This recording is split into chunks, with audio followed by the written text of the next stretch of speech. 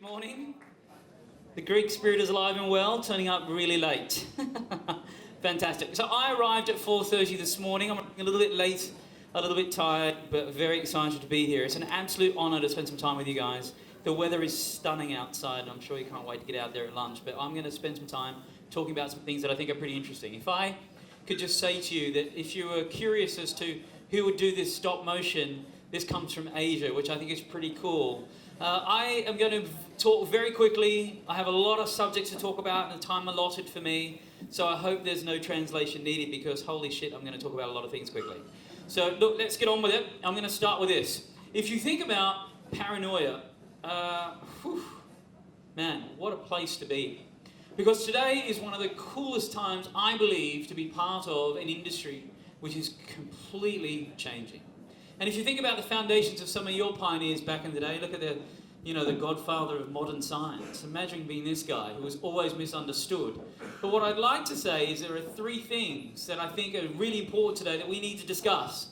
And it's culture, and it's code, and it's creativity. So let's get on with it. So here's an example of a company that's all about culture, no code.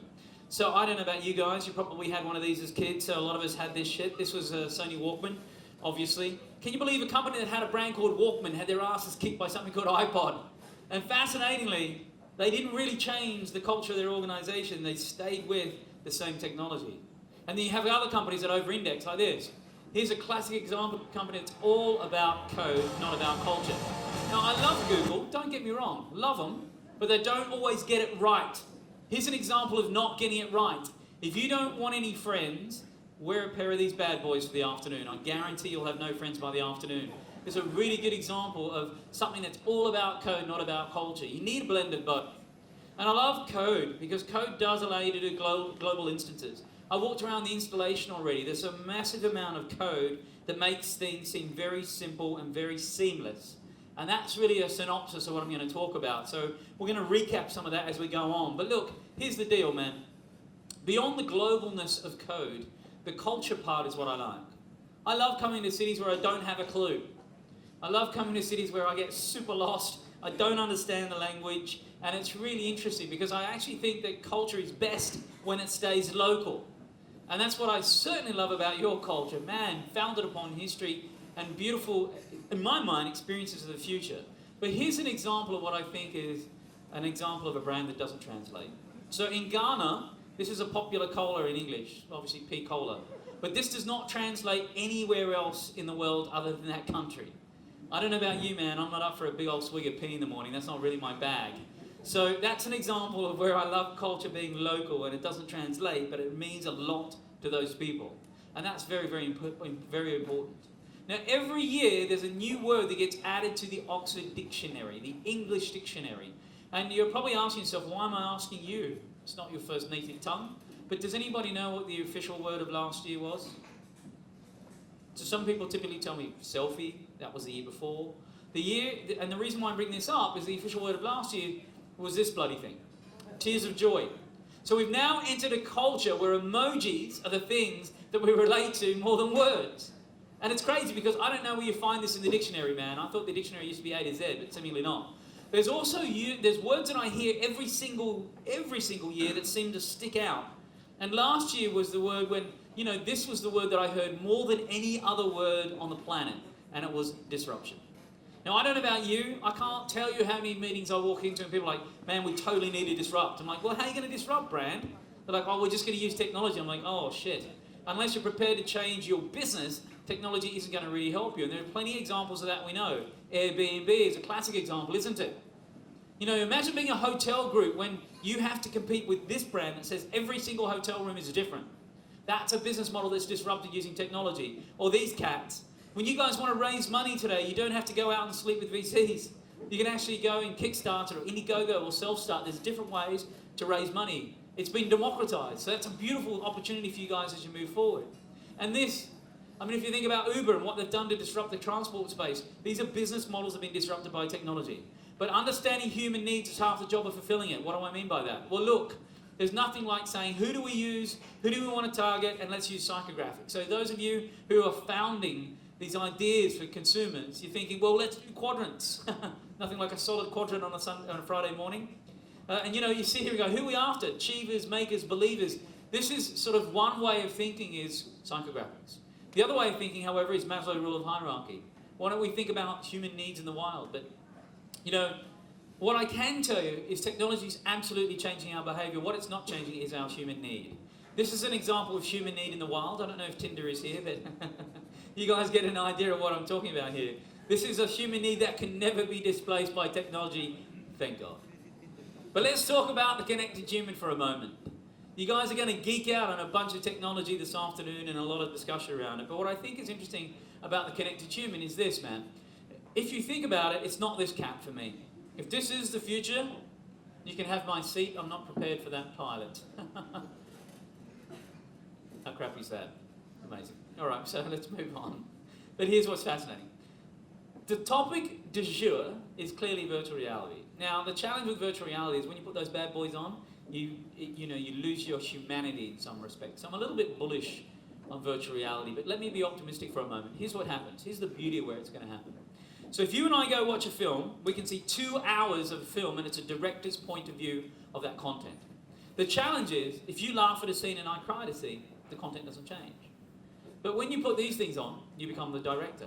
So we go from linear storytelling to lateral experiences. And what I'm more interested in are startups that are actually lacing these things with connective tissues that are saying, hey man, we can tell somebody's emotion.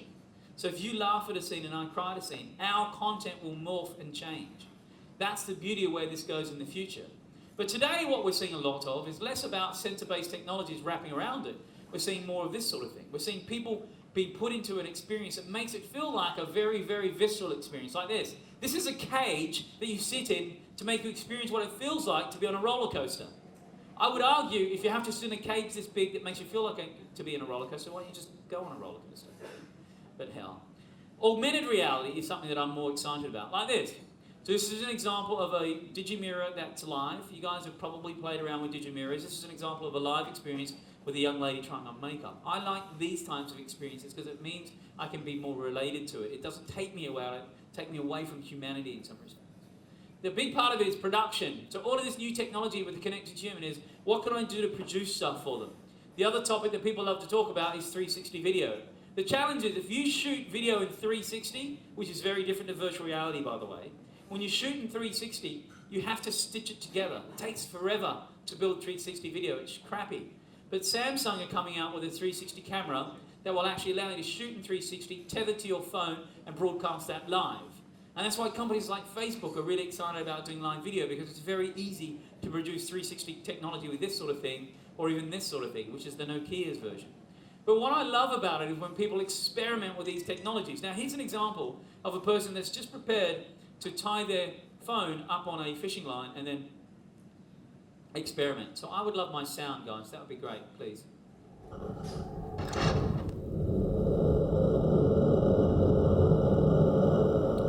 And what you're seeing is just a very unique point of view of somebody who's prepared to break their phone to come up with a pretty interesting piece of video. Here's another example of one that I think is pretty interesting. This is a drone. So we all have dickered around with drones, we like drones, but the problem I have with drones, I don't like the way they mess with the environment actually. I don't like the way the birds try and attack it. But this is fascinating. This drone allows you to actually have somebody as a beacon. Now, I know that these guys, Oster, have built these technologies today that are using low-level Bluetooth beacons, so they're actually targeting you in this geofence. But this is an example of somebody could be the beacon. So I could record video without a camera person, and what you end up with is experiences like this. So this is really interesting to think about, well, what if I shoot video without a camera person, and you could end up with an experience as beautiful as that without the camera people. So production becomes very, very, very important. But so does the Internet of Things. So one of the questions people ask me, well, what's going to happen next? Well, what's going to happen next is all of these devices are all going to start to talk to each other, because the Internet of Things is a very big idea.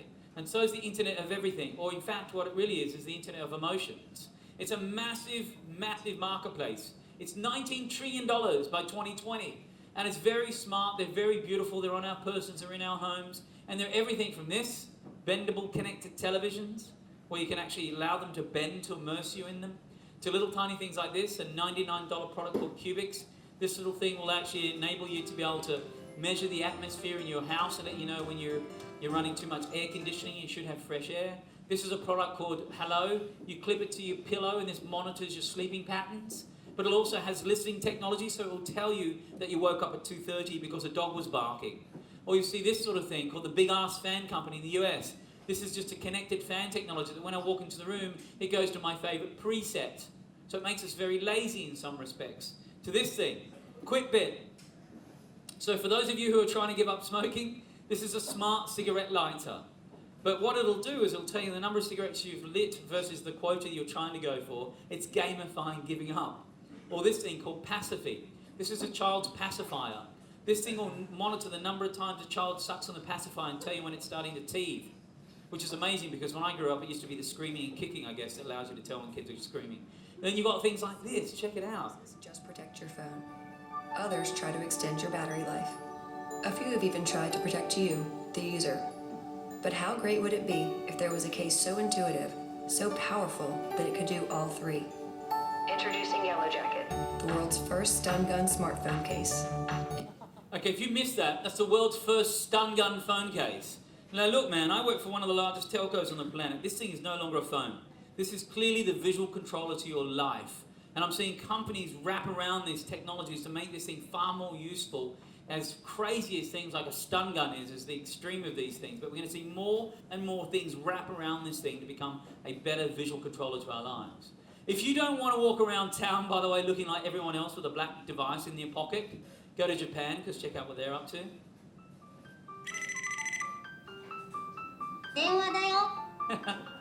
That's the robot phone, man. How cool is that thing? Asians, man, they're cool. Whatever, dude. But here's the thing. Wearables. The next thing people talk about when they're connected to human, they're like, well, what about the wearable space, man? It's massive, right? Yeah. But here's the problem. Actually, who's got a wearable on right now? Quick show of hands. Can I see who's wearing wearables? A couple of us? Yeah, Fitbit, probably Blaze. Somebody might have an Apple Watch on. Some of you probably have Jawbones on, some Ups, some things like that, some Fitbits. But what's amazing about it is this. It seems relatively easy to build a wearable. It's extremely hard to market them. And they all do the same thing that your bloody phone can do. And that's the challenge today, is that why would I use these things if my phone does the same thing? Now, here's the problem with wearables. To adopt a new habit, you have to be prepared to break one. And so some of these devices are beautiful, and you know, they are supercomputers on our wrist, no doubt. Some of them are masked as analog watches, some of them look just absolutely gorgeous, some of them are actually designed to look like supercomputers. They're all very different, they all come in different shapes and sizes, but they all basically, all they're doing is delivering data. There are some that I think are unique. This one from Samsung is being tested. This is interesting because it has a technology that allows you to pull on your ear, and that's how you listen to messages and make phone calls. It uses your body as conductive listening technology. It's also probably giving you cancer, but whatever, dude, you can deal with that later. You've also got some other ones that try and be radical. This is called Pavlov. This is a wearable that will actually shock you if you do something you've decided you're not going to do. So if you reach for a third beer tonight, this thing might shock the shit out of you, which I think is ironic. You've got this thing. This is a wearable that's different. So this wearable will actually, instead of measuring what you're doing in your time, like running and jogging, etc., walking, this will actually tell you who you spent your time with. So that connects with your contacts and your calendars. So we're thinking about wearables differently, perhaps. Is everything limited to the wrist and the face, though? Is that kind of where it's limited? Not necessarily. There's 290 different wearables in the category fitness alone. And if you look at them, they're all over our bodies. And they're on our cats and dogs. So it's fascinating to me that everything that we're trying to do is collect data. Now, if you do think it's limited to the wrist and the face, this gives me hope. Check this thing out. Have you ever noticed that the world's most powerful men don't carry a wallet? In fact, have you ever seen them pay for anything? Well, now you can join them. Introducing the MJ Bale Power Suit. In collaboration with Heritage Bank and Visa PayWave, we've developed the technology to embed a contactless payment chip and antenna into the sleeve of a suit. So now you can pay invisibly, wherever you... How about that craziness? And well, check this thing out. And is that right there? Is that right? Yeah, that's it. If a player is tackled, then you get to feel the physical effect of that. So if a player is nervous before a kick, then you get fluttering, you get that kind of sensory experience. So you no longer have to go to Disneyland to experience what it feels like to be a footballer on the field. You can sit in your living room, and there's media companies now giving you expressions in these wearable technologies that's making you feel really, really, really close to the experience that's extended in things like sports. I think the big bonus is your friends get to play with you, which I think is a total win. But what's fascinating for me is it doesn't stop there. Here's an example of a chewing gum brand. This is Trident, owned by Mondelez. These guys have a tagline that says, when you chew chewing gum, you can focus. Okay. So they got together with a Japanese clothing designer that said, hey, our wearables are going to be smart by when you put the devices into the pockets, it blocks out all your networks. You get no updates, you get no notifications, it becomes a dumb device so you can focus on human-to-human connections again. Pretty amazing to see additive and subtractive technologies headed to the world of wearables. You want to see one more wearable? Check this thing out. This thing is called The Gaze. This is a three-dimensional dress that will morph based on the person looking at you. You can determine whether you want this thing to attract or distract that person.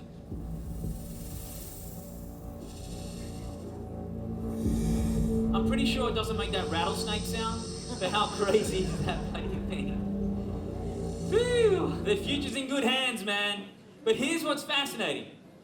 Written into the DNA of Windows, and now been announced to be in the DNA of Apple, is gesture. You guys might have to think about what your brand expression looks like when you're engaging with people through gesture. If this language takes off, you'll be doing this. This is an example of the Ring. It allows you to turn on lights. It allows you to turn on your television. It allows you to make payments. It allows you to order cars. All of these things that you normally do by touching your screen can all be done through gesture. But what I can confidently tell you is that everything has built-in intelligence. Little bits of information are being sent to you when, where, what, why, and how. And the architecture of that information is radically different. Why? Because what's happening, if you think about it, from cinema screen all the way down to smartphone, the aspect ratio of that content is basically the same until we get these different shapes and sizes. Now we have square, rectangular, circular. We have all these different shapes and sizes delivering information architecture. So if a designer's in the house, it's really promising to think you're going to have to think about the delivery of information differently moving forward. Right, okay, so what? Good question. So what's interesting for me is this. The so what is this. We're in the business, all of us, of the sound, and motion. What we're trying to do is drive emotion. Why? It turns out that 75% of purchase decisions are made emotionally. And then we justify those purchases rationally. And you know what's fascinating is the universal truth is this. We all grew up with the 4 Ps, and brands still use these things. They talk about price, place, product, promotion, blah, blah, blah. These were invented in the 40s. And if we think about today, there are still 4 Ps, they're just different. These are the modern versions. The modern version of the 4 P is this: partnership, pedigree, platform, and performance. Now what's amazing for me is that life has changed. So if you've been wondering about my accent, that's where I'm from. I'm from Australia. And this is the town I grew up in. I'm from a very small country town in the middle of nowhere. That's the house I grew up in as a kid. This is my family. I'm 1 of 10 kids. So that's 12 people in a 2-bedroom house. So man, I know about troubled times myself. I have a lot of therapy I'm trying to get through. We can talk about that at drinks tonight. But here's the deal. At 17 was when I bought my first car. I'm of the generation that when you buy a car, that's when you have freedom, independence, and self-expression. I'm also a prophet because I was the first planker on the planet. But what's fascinating for me is this: kids.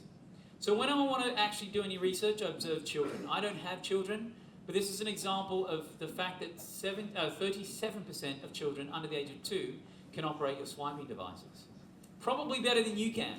But when you give them analog, they think it's busted. So this is the sort of thing they expect. Is that crazy? Kids, man.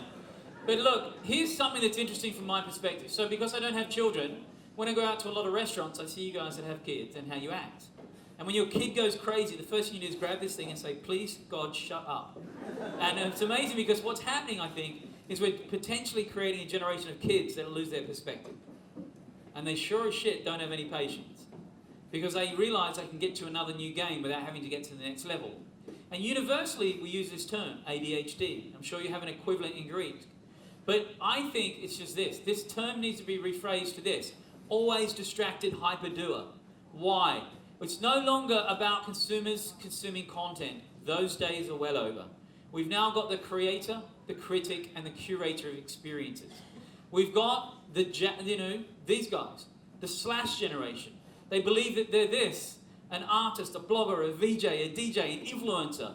They've got more brand alignment, more audiences, more engagement, more tools than any generation we've seen before. And they create crazy cool content like this bloody thing. Check it. The building is on fire, fire. The building is on fire, fire. I said, no, I wanna get my 3 years and we bounce, out. I said, hey. So what this is just a lady who was on a news article, very animated, that the DJ Michelle took and remixed and said, I can turn this thing into a hot piece of content. Really good at doing remixing, really good at being a DJ in some respects. And this all got released before this thing came and crashed the internet a couple of weeks ago, which I'm sure you've all seen. Daniel. Damn, Daniel. Back at it again with the white van. Damn. Now, I saw this thing start to blow up on Reddit when it first came out, and I thought to myself, what the hell am I watching? I just couldn't get it, man. And I was with the CEO of Vans a couple of weeks ago, and I said, dude, you didn't say anything about this. He goes, why would I? Why would I talk about college nerds when I'm all about skateheads? And it's really fascinating to think about, this is the type of content. There are new rules. Talk about disruption.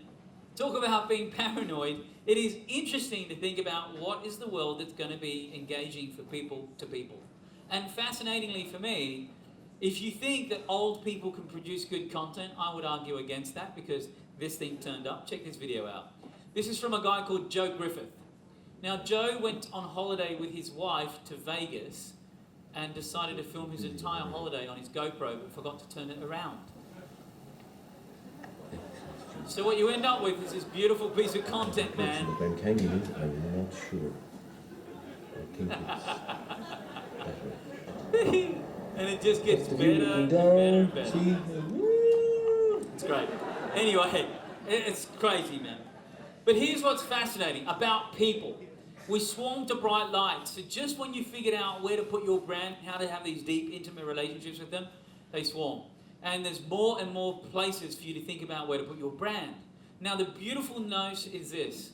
Audiences now have an audience. So the interconnected human network is not about ones and zeros, it's about people-to-people relationship. And that gives me faith. Because look, man, if you think about it, however, one of the big ways that people relate today is through selfie. And if you also think about this, this is the new form of entertainment. Personal expression is the new form of entertainment. People spend a lot of time creating this stuff. Just Google selfies, man. This is the sort of thing that you find. You even find these. These are extreme selfies. This is an example of the second tallest building in Hong Kong. People are climbing to the top of these buildings just to get extreme selfies. And guess what?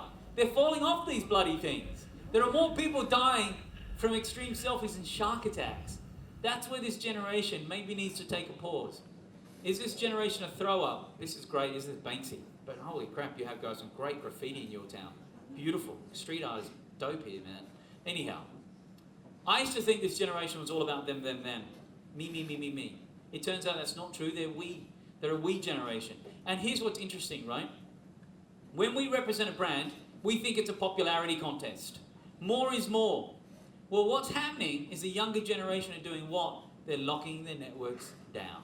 It's becoming a closed network interconnected with deep, intimate relationships. Because there's been a surge of insecurity, especially around young women.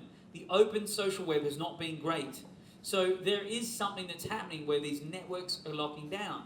When I go to high schools and when I go to young university students, and I ask them who's on Instagram, for example, 100% of their hands go up. When I ask them who is their account set to private, 100% of the hands stay up. It's interesting that we're looking for these closed networks. And if you are a brand that reflects back cultural change as marketing, you can start to win. Here's an example of one that did, Procter & Gamble. Show me what it looks like to run like a girl. Here. Show me what it looks like to fight like a girl. Now throw like a girl. Aw. So do you think you just insulted your sister? No. I mean, yeah, insulted girls, but not my sister. My name is Dakota, and I'm 10 years old. Show me what it looks like to run like a girl. You get the idea. Before we burst into tears, I'll move on. Because I wanted to show you this piece of work. This is something that's interesting, right? This is an example of an American apparel brand launching a women's version of their brand. They got Giselle in the middle of a warehouse who started working out and was live tweeted. There's two things you'll notice about this. This is either all love or all hate. It's a direct reflection of that platform. So again, depending on where you want to have deep engagement, you need to think about it. Now in 2006, I coined a phrase which was defriend, unfollow. I said people are going to go through their tribe of networks of people and they're going to start to unclutter environment. Now I got it wrong by several years, but the truth is, what we're starting to do is defriend and unfollow because we want favourable places. Now when things are becoming niche, they want to blow up to be mainstream. As soon as they're mainstream, they want to go back to being super niche again because we don't necessarily want to be in places that feel like they're oversaturated. We want to be in places that seem very cool for us. We don't want to live in a big city, we want to actually hang out and spend time in a neighbourhood. That's what we are as people, I believe. But this younger generation do what? They want to achieve happiness, they want to spend time with their family and friends, they want to be true to themselves and they want to be financially stable. Now these values are universally true, that they're more closely aligned to their grandparents' generation than their parents' generation. They just have a different way of expressing it. Now they're way too busy, they get all the information from feeds, but they represent a massive spend for you. They represent a $2.45 trillion spend. That's why every brand wants to target these guys. But guess what? A lot of them use a lot of devices. A lot of them are bored tierless. Now again, I'm from the generation that when the sun came up, I'd get pushed outside and my parents would say, don't come back till the sun comes down. Today, those kids are pushed into surfaces and screens as their playground. And that's kind of the world we're in today, right? And a lot of them go to those screens for entertainment. They over-index on entertainment. Okay. But it also turns out that young women under the age of 25, 75% of them give a shit about a brand's principle. And they care about a brand's principle over its price. That's why companies like Tom's Shoes, who give away shoes to third world countries, can pivot and actually develop into a coffee company. That's why a company like Warby Parker can take on a company like La Sotica, who make 95% of the glasses on the planet because they think about a different economy. They reflect cultural change as marketing and can pivot. So it's not about a brand's persona, it's about the brand as a person. And when you want to target the newer generation, the kids are like 10 and under, this is the terms that we use for them. These are all to describe a younger target audience. Who are these guys? She's the most mosquito Barbie ever. Totally hot, totally cool, totally Mosquito Barbie is so fierce. Look at the This is an example of the first brand I've seen that's kind of really embracing transgender and gender equality in targeting this younger audience. Why? Because they use terms like this, acceptance and encouragement. And what's fascinating is that you know that the millennial audience do not like to be called millennial. So there was a survey done of those younger audiences to say, what would you like to be called? And this is what they came up with. They want to be called founders. Wow, so this empowerment bullshit we're doing is really working out, man. And it's fascinating from my perspective because if you think about all of what I've just told you, you know that creativity has to be redefined. Why? Well, look, if you look at a survey that was done by Adobe, 88%, let's go back to that just for a second. Go back to this. 88% of creative directors believe that the best days are yet to come. 79 trust their gut instinct over technology which gives them control. That's why I'm told you're in the content business. You're no longer in advertising. And what's fascinating is that if you're in the content business, you don't compete with advertising, you compete with popular culture. Meaning you compete with everybody. Anybody who has a cell phone is now a publisher. Anybody who has a cell phone is now a photographer. And that's what you're competing against. And more importantly, people's behaviours are influenced by our peers. It's our persuasion and influence. This is what we're trying to do. We're trying to get people to do these human behaviours to actually buy and engage our products. Some of the social environments are not doing a great job of it. They do this. They just give us angry, sad, wow, what. What I'm looking for is want, purchase, desire, sympathise. Real actions, real verbs that we are as humans thinking about. And the verb I like most is share. 70% of the global population share stuff. And share is an action to say, how do I get this into my network as quickly as possible? Now that just leads me to this. It's not about real-time marketing, in my opinion. It's about relevant marketing. Can you actually be somewhere and be different with the way that you think about that? Because That for me is the most important thing to engage. However, here's the downside. The world is completely overwhelming. You're hit with 1,900 media messages per day. 250 of those are ads. And then it's underwhelmed because you can't find what you're looking for. That's why people like Snapchat at the moment. They feel like it has discovery back in their world. And if you think about it, guys, one of the largest contributors to stress today is information overload. Media. So the stuff that you're actually building is stressing people out and killing them. But what's fascinating for me, about a dozen times a day, my leg will just false vibrate. I suffer from the phantom phone vibration syndrome, which is akin to having a cocaine habit, by the way. So, you know, don't do drugs. But here, man, this is the only thing we care about, is attention. It doesn't matter what's coming down the pipe. It doesn't matter how incredible the technology is that's being developed. What I can tell you, there's always only going to be 24 hours in a day. But how we assign our attention is how good we are as engagement. Because this is the device we only care about. It's only been our hot hands for 10 years. And it doesn't matter whether I'm on a subway in New York. It doesn't matter whether I'm actually, you know, somewhere at an airport. It doesn't matter if I'm at a concert. It doesn't matter if I'm in an immigration line. It doesn't matter where I am. We're all suffering from the same problem, technique. And this is the attention economy that I'm talking about. And big part of that is this. Boy, do you over-index in this country. There's a bucket load of you walking around with 2 cell phones. You must have one for work and one for home. I would rubber band that shit together, man. I think it's called life today. But look, here's an example. This is a friend of mine who sent me his son's data plan. Look at this. 0 talk time. But look at his data plan. He's about to blow through it. So what's happening, though, is too many people are still treating mobile like an infant. And this is remarkable because in 1997, I used to be able to text message Coca-Cola vending machines and interact with their products. I think it's totally rubbish. This is where experimentation on this platform becomes incredibly powerful for you guys. So why? Because look, here's what happened. As an ambassador of media, we've given you these crappy ads. These are the sort of rubbish we've given you to put your brand. Not good. And then we've got these random apps. I live in New York City. I fire up my Starbucks app. It shows me a map of North America. Awesome. And then I have this app that I paid $1.99 for, which is how long can I hold down my thumb for on my iPhone screen?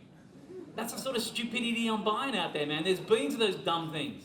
But I can tell you what the vast majority of people do on this device, it's all about apps. 88% of what people do is app-driven. And then what's interesting is that people are downloading fewer apps and spending more time and more money than the ones they have. The average number of apps people have on their phones is 41. The average number we use is less than 5. So that's what you're competing against. And most people will try mobile experience once. So unlike TV, newspaper, radio, and all those other formats that we've experimented with, you know, back in the day, you can iterate your way to success. But when it comes to mobile, you have to come up with a totally different value system because most people will try it only once. That's the blue sky opportunity. But look, almost 80% of people that love you on this device become a power user. So why is that important? It's important because of this. We're going to move away from the advertising industry that we all grew up in, of awareness, into this industry of advocacy, word of mouth, peer-to-peer.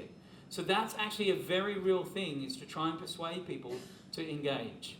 Imagine what you guys can invent with something in your pocket that's always on, that's always with, that's always logged in. But if you're going to do that, just please keep it simple. Simplicity is the ultimate sophistication.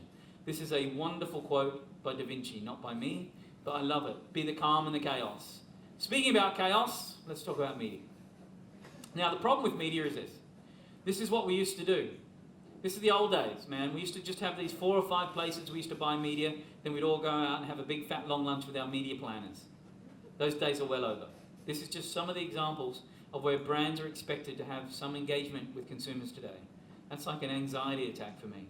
And it's really interesting because every brand wants to have wants to touch every person on the planet, and they want to have a deep, intimate relationship at the same time. I'm told, how are you going to do that when the machines come to take your job?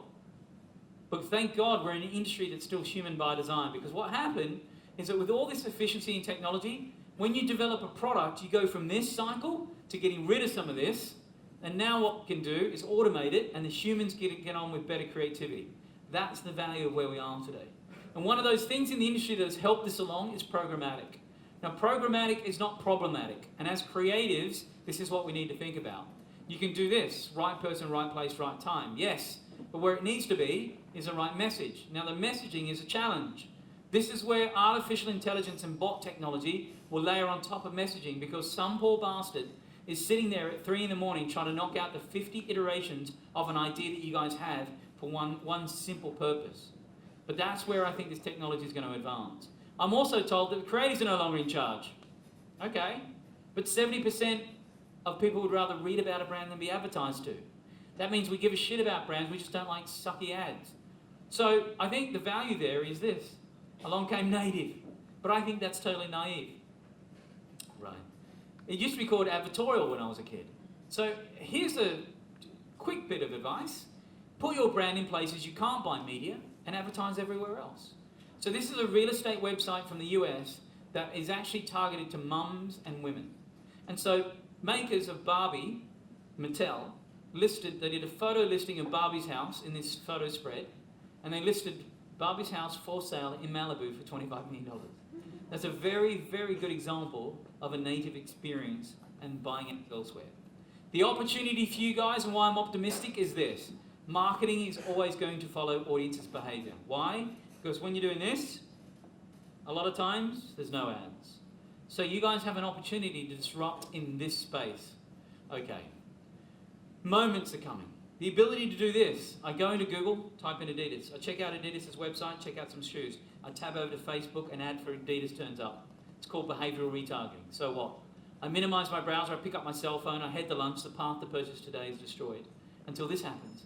A direct message from a brand saying, here's those kicks, turn-by-turn directions to a store, and discount coupons to egg you on. This sort of system of moments is coming versus day-part advertising. Moments and needs are very, very important. All right, what else is happening? We need to think about data for a second. Now, data is very important. I know it's early in the morning. I know it's dark in here. I know that this is not the time to fall asleep. Why? Because without data, there's no creativity. Without creativity, there's sure as shit no data. So in the old days, we used to do these things called run and dones. You used to run these ad campaigns and hope to God the sales came in. When they don't, you do what's called cover your ass. And that's just how the business worked. But now what we've got is the ability to say, if I run a scenario with data, I understand the probable effect. That's the beauty of what data can do. It also allows you to move beyond retail. And you guys get to experience that today with what Costa's built, is this triangulation of hyper gratification. Because as you collect data, you're going to have custom experiences delivered to you, like this. The ability to tweet out an emoji and have a bloody pizza turn up can only be done with a massive amount of data. It cannot be done without that. So that's where creativity and data come together. To understand exactly where people are located can give you massive value, because micro-location can give you context. And context can give you a massive amount of data to start delivering services to people, not advertising. That's the beauty of where we're headed. Can you be inspired by data? Yeah. Here's an example of a company that does. This is an American baking company. They went through their Facebook data to find out who is single, who loves bacon, and they try and matchmake them. Crazy. And you got this bloody thing. This is a real camera. This camera is called Camera Restrictica. This camera will not allow you to take photographs of things that have been over-photographed. Crazy. So look to the signals of data for great creative ideas. Don't just look to the noise. That's my advice. Data used to be personal. It's currently now contextual. Where is it headed? Predictive. All these systems are going to deliver these experiences to you where you feel like you've made those decisions, but guess what? They've been made on your behalf. So what else is hot? Brand as an experience. Now this is interesting. A lot of people come up to me and say, look, we get this digital shit, don't worry about it, man. I'm like, oh, okay, cool. How much do you spend on your marketing budget on television? They're like, oh, 80% of our marketing budget. Really? If you're going to do 30-second TV spots, please make them interesting like this.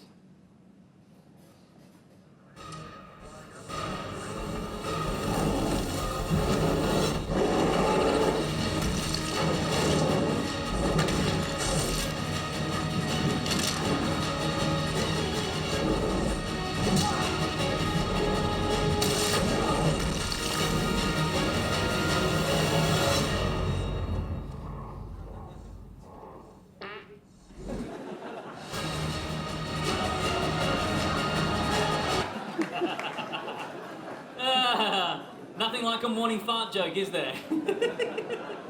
Universal truth. What about the environment? Can we be inspired by the environment? Yes, we can. By the way, the number one thing that makes people share stuff is surprise. So build in surprise into the experiences you guys are building out.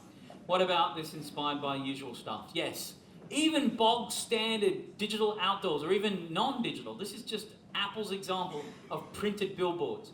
Now the thing I love about this is they understand that photography has been democratized. They say if you can take a photograph on your iPhone, it can be blown up on a billboard. So these aren't even professional photographs. These are just photographs done by you and I. It's culture reflected back as marketing, which I think is really important. What about reinventing product? If we've got all of these surface and screen-based interactions with brands, when we actually physically touch a brand, that might be the first time we interact with it in a physical sense. So understand that packaging and product being reinvented is really important. Here's an example of one that inspires me, Coca-Cola. So Coke in Vietnam realized a lot of their bottles still ended up in landfill. So they did this where they actually changed each one of the bottle tops to be different. So now what you've got is a pencil sharpener, bubble blower, water pistol. You've got these very useful products now. So this product has an entirely different life than what it was originally designed to be. And that's something you guys can be inspired about. How about the culture of hacking? Can we invest in perhaps letting our brand be hacked? Or do we have a maker culture in the ethos of our brand? You know, adult colouring books is a thing. Some of you probably rush home to get your colouring book out and start the colouring book. Shit, it's a thing. So we want to do that because we want to mess around with our grey matter differently because we spend all these times on these different digital surfaces. So what can you do to think about the currency of the culture and reflect that back again? Here's one I'm inspired by. Check it. Locations, more vehicles, and more employees. That's why DHL is faster. However, to communicate this with a classic advertising campaign is expensive. So why couldn't the competitors advertise for DHL?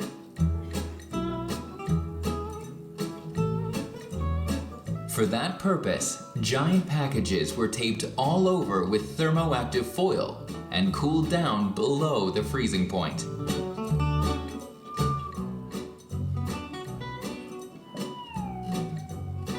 In this way, the competitors picked up a black package that transformed back at temperatures above freezing and delivered the message in the most beautiful colors to addresses in the city that were not that easy to find. Can we encourage brands to hack? Perhaps. Context matters. It's the only thing that does. Build good content, put it in smart places. Easy to say, super hard to do. So here's a video we've all seen. This is an example of a video for a commercial truck delivery company like Volvo. None of us have probably ever driven a lorry trailer before. None of us ever backed out a lorry trailer. But a lot of us have seen this. But if you think about Volvo, the DNA of that brand is safety. So instead of just doing commercials with big dirty grey buy buttons on it, they've actually did something else. They've invented a product called Life Paint. So what they're doing is they're experimenting with the DNA of their brand and saying, well, look, if everybody's not going to buy a Volvo, let's make at least everybody visible on the road. And they came up with Life Paint. They're experimenting with these ideas. So they could actually develop a new product that could be known for. But the idea is stay with the DNA and build something around it. And this is a very interesting principle to say it's about the shared economy. By 2020, they've said they don't want anybody killed by a Volvo or in a Volvo.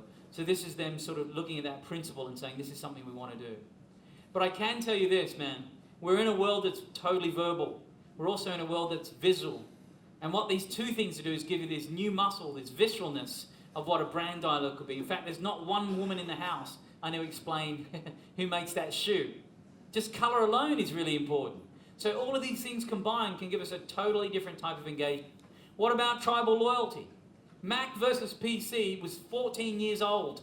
People still talk about this. You can only get tribal loyalty if you understand that the culture today is not about you being the hero.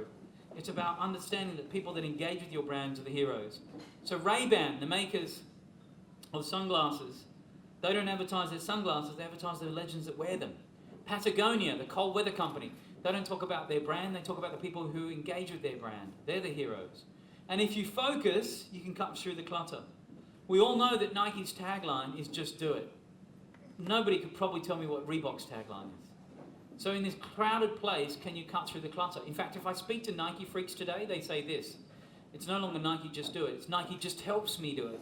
Because they understand that Nike is more of a tech company than they are an apparel company, which I think is amazing. So in this world of fragmentation, don't be afraid of it. Look to where the places are starting to create this fusion and how you can have these deep, intimate relationships with people and engage with them in unique ways of value. And look, man, one way to do that as I land this plane and finish up for you is this. Video continues to be everywhere. We're freaky for it. If you want to move people emotionally, you want to think about video. We're gagging for it. We're all engaging in it.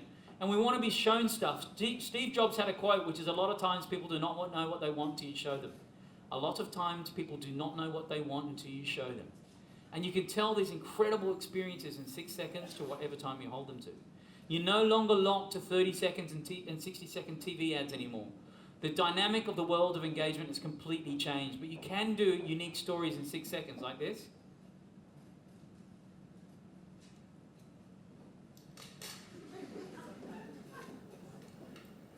So good, you can watch it 10 times, right? Look, but here's the deal. The most overused word in our industry is storytelling. I think you'd all agree. But I think it's less about the telling, and it's absolutely more about the story. And if you can do it in the right context, you can end up with something as amazing as this thing. The savings. You can't skip this Geico ad because it's already over. Geico. 15 minutes could save you 15% or more on car insurance.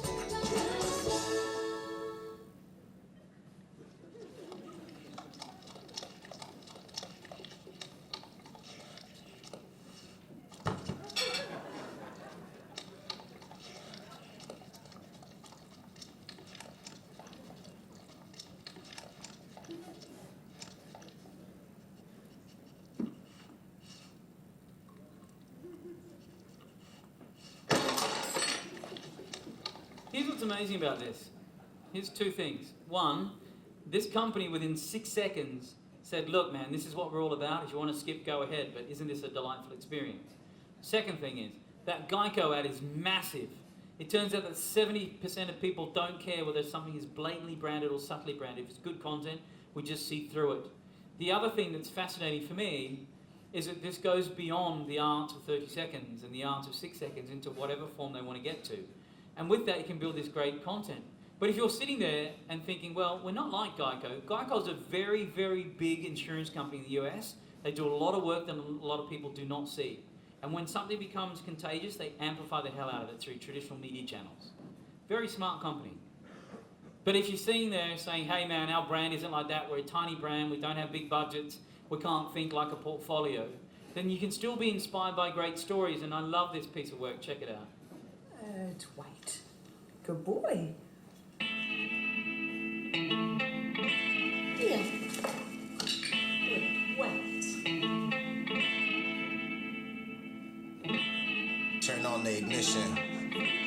Let's go. Yeah. Good. Yeah. Good boy. Good boy. Ride with me. Good boy. On the streets right now.